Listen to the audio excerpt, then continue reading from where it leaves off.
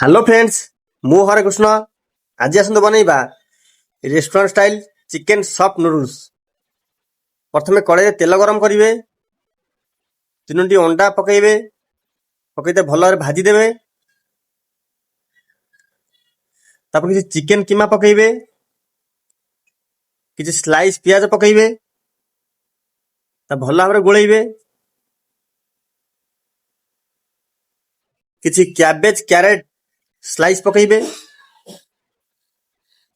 ତାକୁ ଭଲ ଭାବରେ ଭାଜିବେ। 2-3 ମିନିଟ୍ ଭାଜିବେ।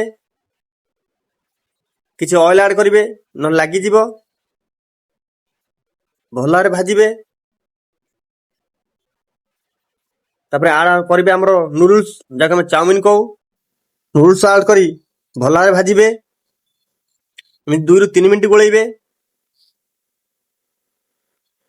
ତାପରେ କିଛି ଲୁଣ, ଟେଷ୍ଟିଂ ସଲ୍ଟ, ମିର୍ଚି ପାଉଡର,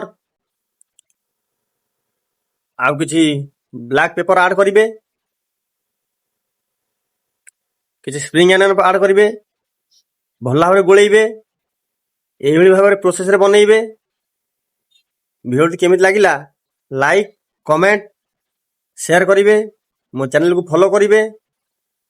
ରହୁଛି। ଜୟ ଜଗନ୍ନାଥ।